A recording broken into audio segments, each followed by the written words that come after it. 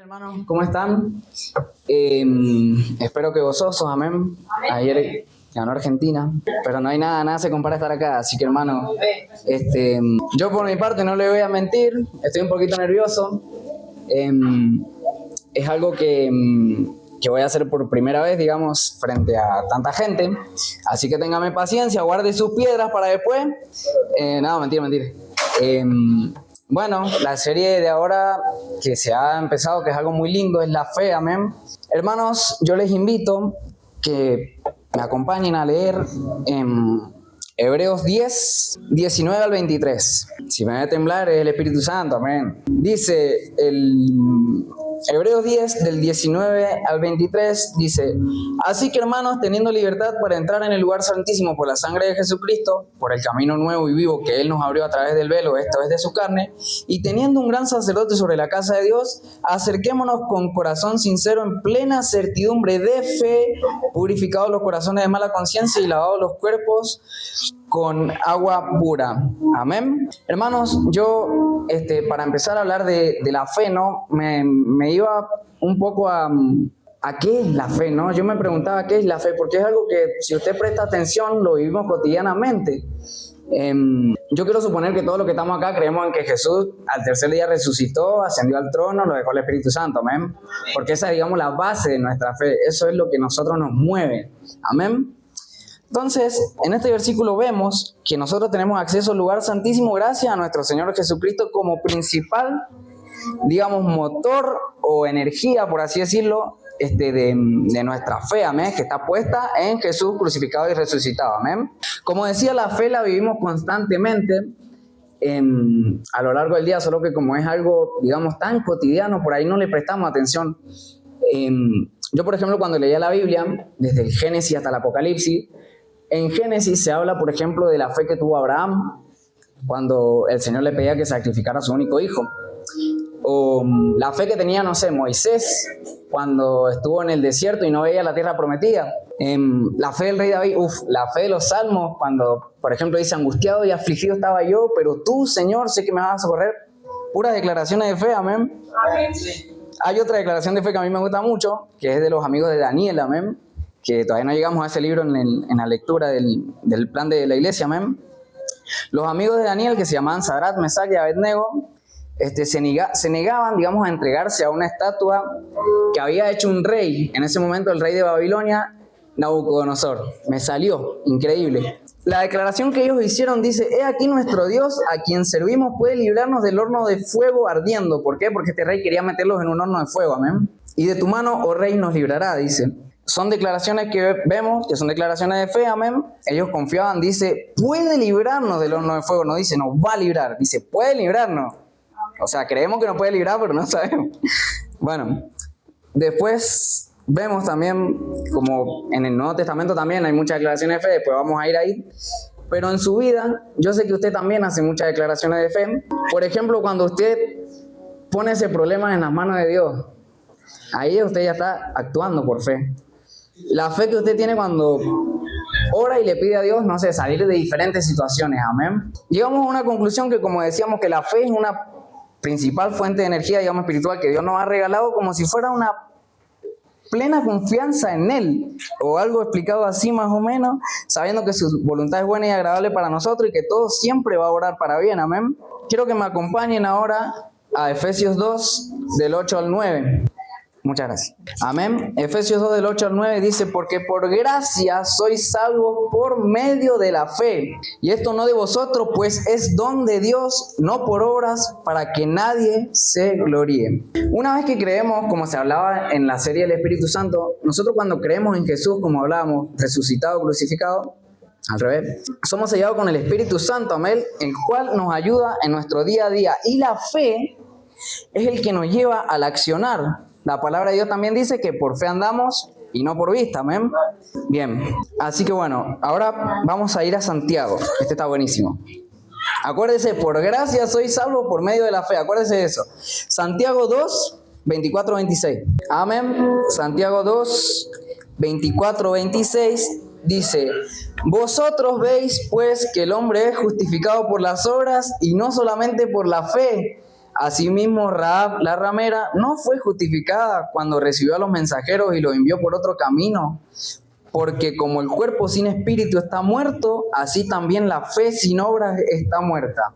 Acá no quiero que nos confundamos como yo en su momento, porque yo decía, pero si no somos salvos por gracia, ¿cómo acá dice no fue justificada por obras? Y yo decía, pero se está contradiciendo. Pero no, hermano, es algo muy lindo.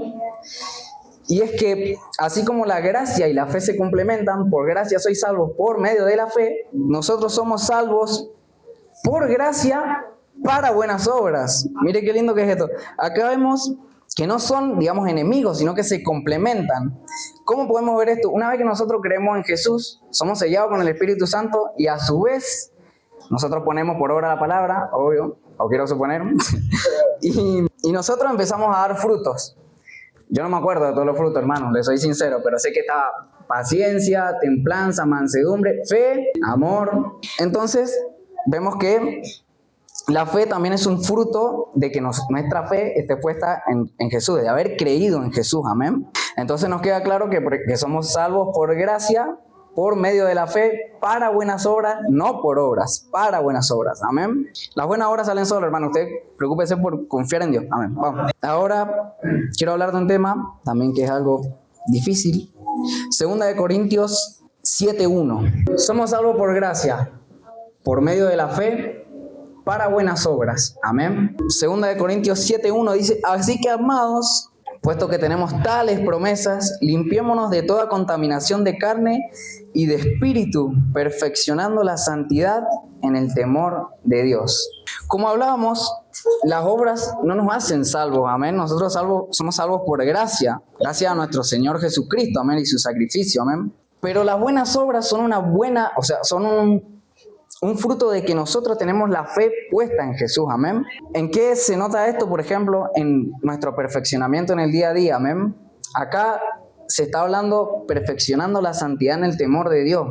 Con santidad se refiere a muchas cosas, amén. Se refiere a inmoralidad, se refiere a orgullo, soberbia, altivez, muchas cosas que nuestra carnalidad, amén, saca a la luz cuando andamos medio flacos ahí en la oración y en el ayuno, pero son cosas que a todos nos pasan, amén, yo soy el principal. Pero bueno, quería sacar esto a la luz porque también la Biblia dice, creo que Primera de Pedro lo cita, pero está escrito en Levítico, dice, sed santos porque yo soy santo, amén. Y yo me preguntaba, es verdad, o sea, ¿cómo puede habitar el Espíritu Santo en mí si dentro de mí lo único que hay es cosas malas?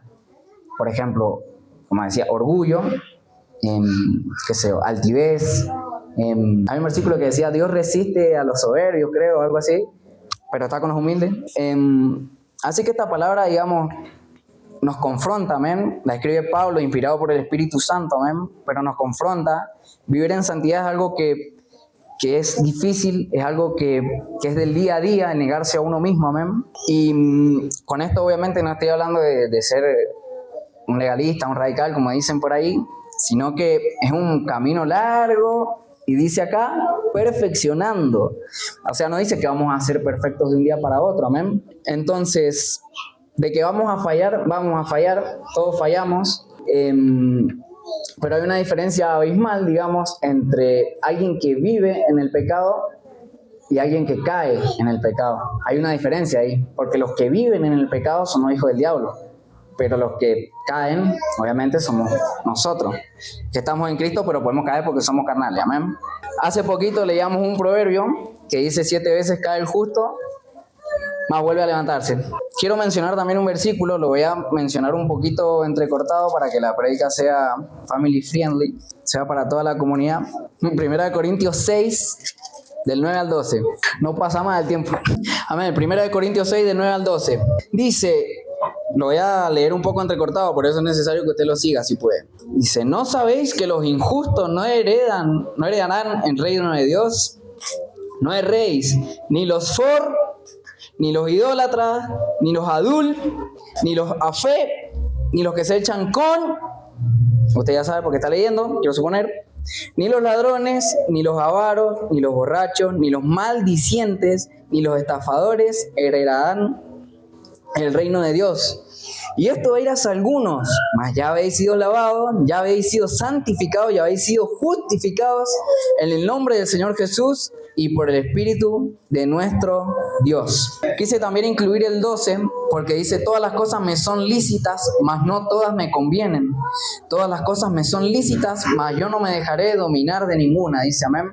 Vemos que es un proceso en el que es un camino largo, como decía, en el que todos estamos, digamos, metidos. Y bueno, nada, si está escrito en la Biblia, hermano, yo creo que, y si está escrito más, sobre todo en el Nuevo Testamento, yo lo tomo como Nuevo Testamento, Nuevo Pacto, pero no es así. Pero si está escrito es porque por algo es. Amén. Ahora acompáñenme, esta palabra está buenísima. A Lucas 7. Lucas 7, vamos a ir, del 1 al 9, Lucas 7. No sé si todos han tenido la oportunidad o han podido leer el Nuevo Testamento o los Evangelios, por ejemplo, Marcos, Mateo.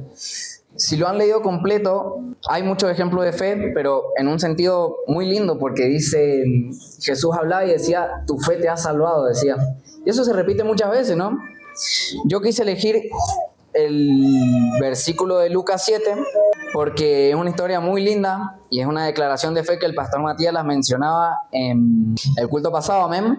Pero la vamos a leer un poco completa. Lucas 7 del 1 al 9 dice: después que hubo terminado todas sus palabras al pueblo que le oía, entró en Capernaum, Jesús, hermano. Y el siervo de un centurión, a quien éste quería mucho, estaba enfermo y a punto de morir. Cuando el centurión oyó hablar de Jesús, le envió unos ancianos de los judíos, rogándole que viniese y sanase a su siervo. Y ellos vinieron a Jesús y le rogaron con solicitud, diciéndole: es digno de que le concedas esto, porque ama a nuestra nación. Y nos hizo una sinagoga. Y Jesús fue con ellos. Pero cuando ya estaban lejos de la casa, el centurión envió a él unos amigos diciéndole: Señor, no te molestes, pues no soy digno de que entres bajo mi techo, por lo que ni aún me tuve por digno de venir a ti, pero di la palabra y mi siervo será sano. Porque también yo soy hombre puesto bajo autoridad y tengo soldados bajo mis órdenes. Y digo a este, ve y va, y al otro, ven y viene, y a mi siervo, haz esto, y lo hace. Dice el 9, al oír esto, Jesús se maravilló de él, y volviéndose, dijo a la gente que le seguía: os digo que ni aún en Israel he hallado tanta fe. Nosotros en este ejemplo de Jesús vemos un milagro, y es, digamos, yo siempre relacionaba, digamos, la fe con los milagros. Decía, si tengo fe, tengo milagros, pero no funciona así, amén. Dice la palabra de Dios que este hombre, el centurión, tuvo tanta fe que ni siquiera en Israel la había hallado, dice Jesús.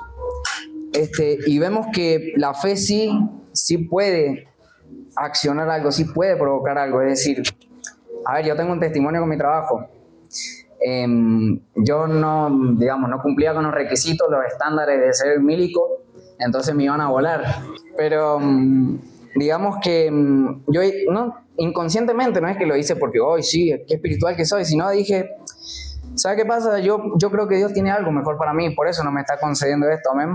Y todo se invirtió, o sea, ahora yo estoy trabajando ahí, este año ascendí de grado, o sea, fue un milagro verdaderamente.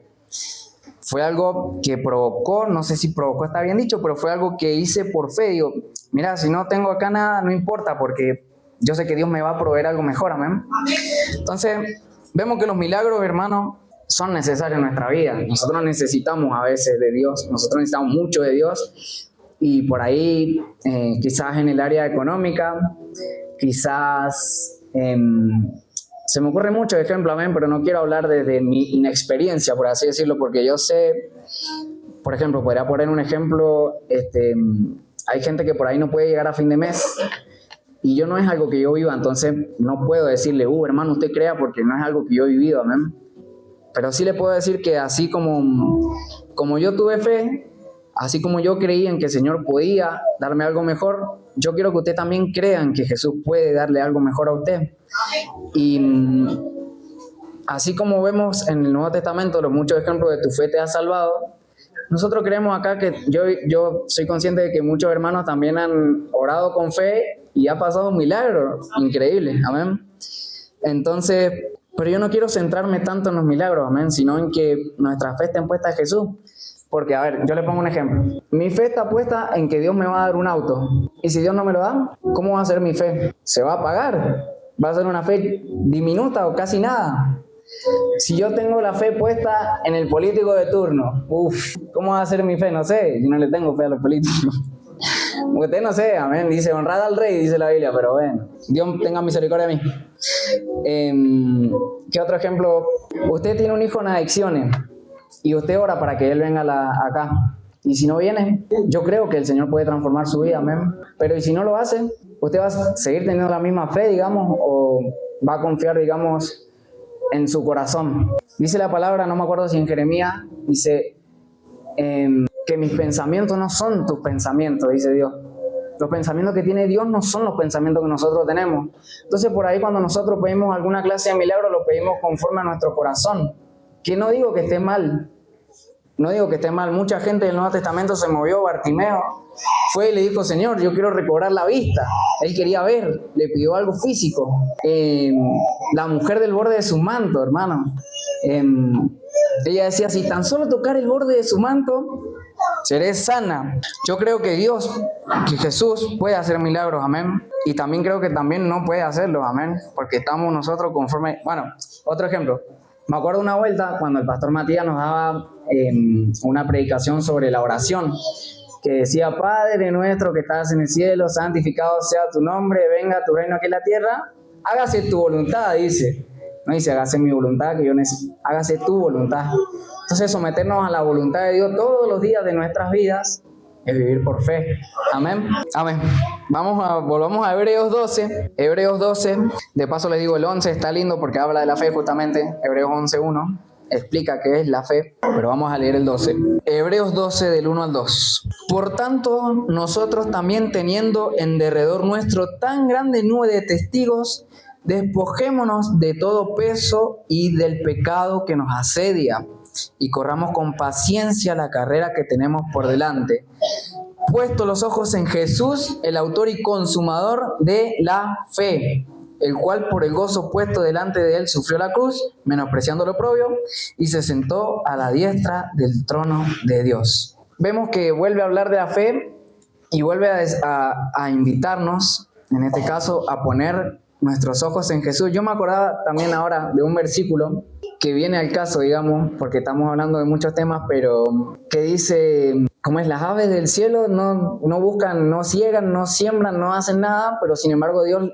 las alimenta, dice. En ese versículo se está dando a entender que, o los lirios del campo, dice, ni siquiera los lirios del campo se vistieron tan bien como el rey Salomón. El rey Salomón se vestía bien, pero los lirios del campo mejor, dice. ¿Y cómo es eso? Si ellos no están los lirios del campo no están preocupados en crecer, en que llueva, si no llueva. Entonces dice, este versículo decía, puesto los ojos en Jesús, el autor y consumador de la fe, y esa, no sé si es una parábola, termina diciendo, buscad primeramente el reino de Dios y su justicia, y todas las demás cosas serán añadidas, dice.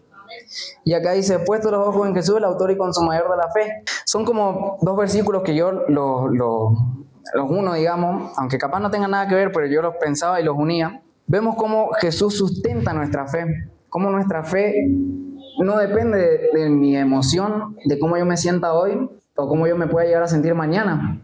Porque si yo mañana me siento mal, ¿cómo va a ser mi fe? Como hablábamos. Si yo mañana, no sé, X motivo, si confío en mí mismo, hermano, está mal, listo, para que lo sepa.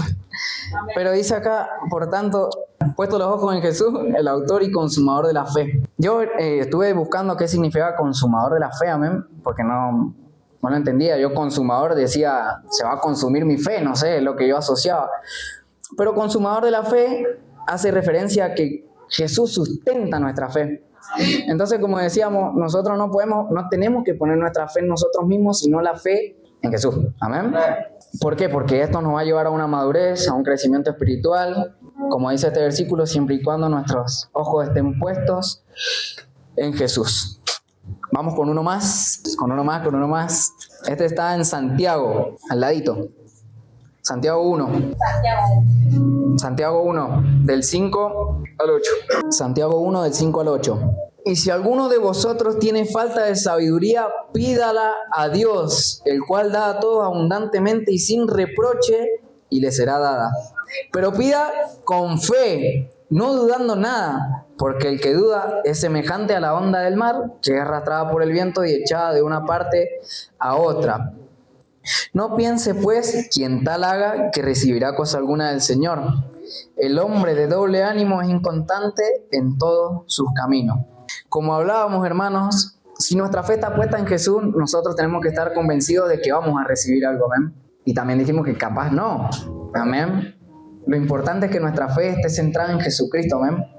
Dice, y si alguno tiene falta de sabiduría, pídala a Dios. Yo este versículo, en su momento, hace un tiempo, cuando por primera vez leía la Biblia completa, yo, la verdad que era como medio incrédulo. Yo decía, este libro dice cosas que ni ahí, pero no. Yo decía, Señor, mi encuentro con personal, le voy a contar, no fue nada extraordinario, digamos. Yo tuve un encuentro con Dios, digamos, haciendo esto que dice en Santiago 5. Y si alguno tiene falta de sabiduría, pídala a Dios. Y le dije, Señor, yo no sé, no entiendo nada. Leo Génesis, no entiendo. Leo el Éxodo, no entiendo. Leo Levítico, no entiendo. Yo quiero que me mostres, Señor, tu mano. Quiero que me mostres qué es lo que tengo que ver en estos versículos. Y Dios me mostraba, me enseñaba. El libro de Job para mí fue, bueno, como hablaba hace un tiempo, fue algo muy lindo. No porque yo fuera Job, sino porque yo me veía en todas las cosas malas, digamos, la soberbia, el orgullo, todas esas cosas era yo. Soy yo. Pero bueno, acá dice que si alguno tiene falta de sabiduría, que la pida a Dios, el cual da a todos abundantemente y sin reproche, y pidiendo con fe, amén. Entonces, vemos que la fe, nosotros andamos por fe, nos movemos por fe. Nuestra fe tiene que estar en Jesús. Si ponemos la fe en Jesús, damos buenos frutos. Y hay un versículo también que es un poco aterrador, digamos, no me acuerdo dónde está, que dice, pero sin fe es imposible agradar a Dios, amén. Yo no creo que nadie, esto es una opinión personal, pero es como el pecado que dice que es imperdonable, que es la blasfema con el Espíritu Santo, amén. ¿Por qué ese pecado es imperdonable? Porque la gente que blasfema contra el Espíritu Santo es aquella que no cree en el Espíritu Santo. Por eso es imperdonable, porque no puede ser salvo, ¿entiendes? Entonces, si la fe dice, sin fe es imposible agradar a Dios, pero también la Escritura dice que a cada uno de nosotros se nos fue a una medida de fe, algunos poquitos, algunos muchos, y que la fe aumenta y que la fe viene por el oír la palabra de Dios. Entonces, yo tenía un poco de miedo, digamos, porque decía, yo no tengo ni fe cuando pido, digo, yo le pido a Dios, pero no pasa nada. Entonces yo lo asociaba con que no tenía fe. Pero no es así. Por ahí muchas veces Dios obra conforme a su voluntad, Dios no obra porque es su voluntad. Y usted tiene una medida de fe, amén. Eso es lo importante. Usted tiene una medida de fe. Es importante hacerla crecer cada día. La fe viene por el oír la palabra de Dios. Escuche palabra de Dios. Lea la Biblia, es importante. Y sobre todas las cosas, pongamos por obra también, porque es una prueba evidente de que nuestra fe es verdadera, amén. Como hablábamos, no somos salvos por obras, pero sí para las buenas obras, amén. Somos salvos por gracia y amén. Así que bueno, esa era más o menos la palabra que yo había preparado, obviamente guiado por el Espíritu Santo. A mí me hizo entender muchas cosas, amén. Y en su momento cuando yo creía que no tenía fe, no, yo decía, yo creo en Jesús, o sea, yo ya tengo, aunque sea un poquito de fe tengo, yo creo que Jesús resucitó, yo creo que Jesús venció la muerte, amén, y creo que soy salvo por el sacrificio de Él, amén. Así que ahora les voy a invitar, yo iba a terminar alabando a Dios, pero después el Señor ponía algo en mi corazón, así que no voy a cantar, se va a salvar. Quiero que vayamos a Habacuc 3, en Habacuc hay algo también interesante, dice en una parte, mas el justo por su fe vivirá, dice. Un detallito ahí. ¿A dónde estaba Habacuc, hermano? Por favor. ¿Se me perdió? Sí, está al final casi. No, si lo encontré, Habacuc 3, hermano. Se lo voy a leer completito. Así, para hacer tiempo y que usted se vaya bendecido a su casa. Porque es literalmente el resumen de más o menos casi todo lo que hablamos. Amén. Dice Habacuc 3, oración del profeta Habacuc sobre Sigil. Oh Jehová, he oído tu palabra y temí. Oh Jehová, aviva tu obra en medio de los tiempos hazla conocer, en la ira acuérdate de la misericordia. Dios vendrá de Temán y el santo desde el monte de Parán. Su gloria cubrió los cielos y la tierra se llenó de su alabanza. Y el resplandor fue como una luz. Gracias. rayos brillantes salían de su mano y allí estaba escondido su poder. Delante de su rostro iba mortandad y a sus pies salían carbones encendidos. Se levantó y midió la tierra, miró e hizo temblar la gente. Los montes antiguos fueron desmenuzados, los collados antiguos se humillaron. Sus caminos son eternos. He visto las tiendas de Cusán en aflicción, las tiendas de la tierra de Madián temblaron. Te airaste, oh Jehová, contra los ríos te airaste. Fue tu ira contra el mar cuando montaste en tus caballos y en tus carros de victoria. Se descubrió enteramente tu barco, los juramentos a las tribus fueron palabra segura. Hendiste la tierra con ríos. Te vieron y tuvieron temor los montes, pasó la inundación de las aguas, el abismo dio su voz, a lo alto alzó sus manos. El sol y la luna se pararon en su lugar, a la luz de tus saetas anduvieron y el resplandor de tu fulgente lanza. Con ira hollaste la tierra, con furor trillaste las naciones. Saliste para socorrer a tu pueblo, para socorrer a tu ungido. Traspasaste la cabeza de la casa del impío, descubriendo el cimiento hasta la roca. Horadaste con sus propios dardos las cabezas de sus guerreros que como tempestad cometieron para dispersarme, cuyo regocijo era como para devorar al pobre encubiertamente. Caminaste en el mar con tus caballos sobre la mole de las grandes aguas. Oí y se conmovieron mis entrañas, a la voz temblaron mis labios, pudrición entró en mis huesos y dentro de mí me estremecí. Si bien estaré quieto en el día de la angustia, cuando suba al pueblo el que lo invadirá con sus tropas. Escucha esta declaración hermosa. Aunque la higuera no florezca, ni en las vides haya frutos, aunque falte el producto del olivo, y los labrados no den mantenimiento, y las ovejas sean quitadas de la majada, y no hayan vacas en los corrales, con todo, yo me alegraré en Jehová y me gozaré en el Dios de mi salvación. Jehová, el Señor es mi fortaleza, el cual hace mis pies como de ciervas y en mis alturas me hace andar. Amén. Habacuc empieza esta oración exaltando el nombre de Dios, viendo su eterna majestad y poder. Desconozco totalmente, hermano, en qué contexto fue escrito. Generalmente los profetas del Antiguo Testamento escribían y llamaban al pueblo o exhortaban al pueblo a un arrepentimiento genuino, ¿amén? Porque hacían sacrificio a ídolos, a dioses, y estaba Dios ahí y le decía, pero vuelvan a mí, por favor. Vemos que acá se reconoce la magnificencia de Dios, la majestad de Dios, y la declaración de que Habacuc hace, como decía en Habacuc 2, dice, mas el justo por su fe vivirá, y acá dice, aunque la higuera no florezca, aunque no pase nada de lo que yo quiero que pase, con todo yo me alegraré en Jehová y me gozaré en el Dios de mi salvación. Yo creo que en eso se resume